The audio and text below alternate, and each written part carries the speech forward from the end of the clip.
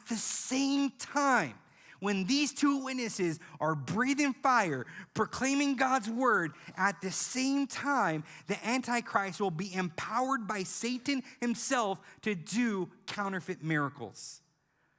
Doesn't that kind of give you the picture of Exodus? Where you have Aaron and Moses, and they're like, let my people go. Look, we could turn into a snake. And they had magicians turn the stick into a snake. Kind of the same idea right here. So once again, as we'll read in a few chapters in Revelation, a false prophet will arise as well to validate the authority of the Antichrist. And he'll perform miracles as well. As we see in Revelation chapter 13, it says this, it, being the false prophet, performs great signs, even making fire come down from heaven to earth in front of all the people. I asked two questions right here that I wrestle with, and I hope that you're going to wrestle with these questions too. Number one, is this fair? Like, okay, God, come on, can we give these people a chance here? Because, okay, I get that all this cosmic stuff is happening, all this judgment stuff is happening, but you have an Antichrist who is empowered by Satan, right? You have a false prophet who's calling fire from heaven. Can you blame these guys for not choosing you, God? It's not fair. And I wrestled with this. Here's the question I heard back. You ready for this? Oh, no takers. What is fair? What is fair? Let me break it down. The question to be answered doesn't come from our perspective because we're biased and we're relative. What do I mean by that? It doesn't mean that we're related. It means this. It means what I think is fair, you might not think is fair. If I think, hey guys, it's only fair that you read a chapter, before we do a study, some of you are like, well, that's not fair, I'm busy, right? My fair doesn't match your fair. So whose fair do we match? God's definition of fair. So if we answer the question, what is fair, we look at the perspective of God. And the fair thing for God is to judge unrighteousness, period. But he extends grace to the point of sending his son to die on the cross.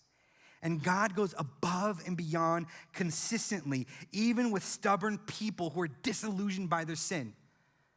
It's not fair. You're right. Who's it not fair to? It's not fair to God. Here's the other second thing where I ask myself, okay, God, but what does this reveal about Jesus? Number one, he's at work. Even though this world, once again, would rebel against Jesus, even though they're being duped by this Antichrist, even though, right, he doesn't quit. Number two, his grace and mercy is still extended.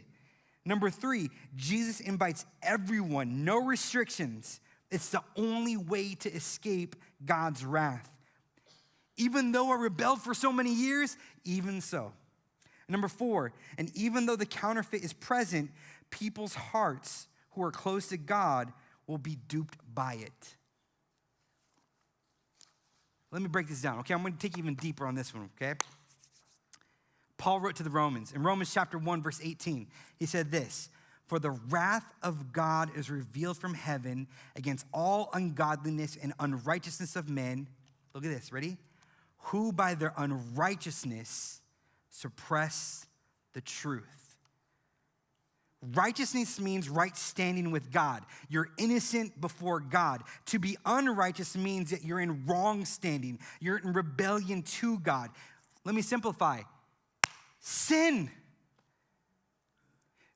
I love what Pastor Rich says. You're the righteousness of God, right? Why? Because we put our faith in Jesus.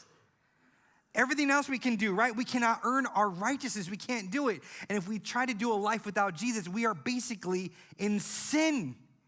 And our sin will blind us to the truth of God.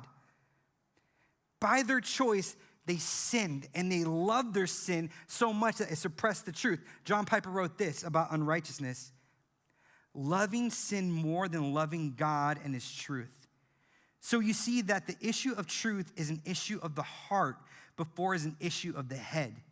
When the heart is in love with self-exaltation and independence and the pleasure of sin, the mind will inevitably, distort the truth or suppress the truth in order to protect the idols of the heart. What is needed is not new ideas or more information, but a new heart and a new set of passions and desires and pleasures. So Paul, once again, is making the argument. What is causing these people to not get it? Their sin.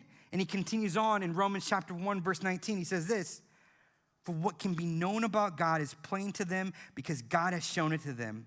For his invisible attributes, namely his eternal power and divine nature, have been clearly perceived ever since the creation of the world and the things that have been made. So they are without excuse. Moving on, I love the Amplified Translation. It says this, for even though they knew God as the creator, they did not honor him as God or give thanks for his wonderful creation. On the contrary, they became worthless in their thinking, godless with pointless reasoning and silly speculations, and their foolish heart was darkened. Claiming to be wise, they became fools and exchanged the glory and majesty and excellence of the immortal God for an image of worthless idols in the shape of mortal man and birds and four-footed animals and reptiles. So for these people, once again, who loved their sin and loved their state of unrighteousness, even God can be sending an angel to fly through the air. They're like, nope, must be the universe that sent it. It must be karma. I must have done something, right? It must have been this. It must have been that. It can't be God. And for Paul's audience, these are the people that rebelled against God. And in Paul's arguments, once again, they lived in the creation, once again, witnessing of his eternal power, and yet they still chose to sin. They considered themselves wise, open-minded, because you Christians are so closed-minded. You Christians are so narrow-minded, not enlightened like me. Paul's letter was written thousands of years ago, and we can still see that humanity still struggles with this today.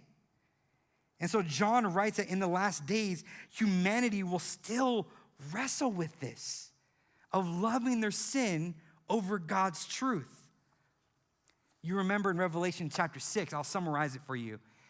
You remember when all these sealed judgments are happening. What do? They hide in cracks. And even though they can see the Son of God, what do they say? Rocks, hide us from him. He's causing this. Rocks, inanimate objects, come on. So smart. Revelation chapter 9, verse 20, you remember, right? Even though these demons who they worshiped are inflicting so much pain and torture on them, they were unrepentant and still worshiped those demons. So open-minded.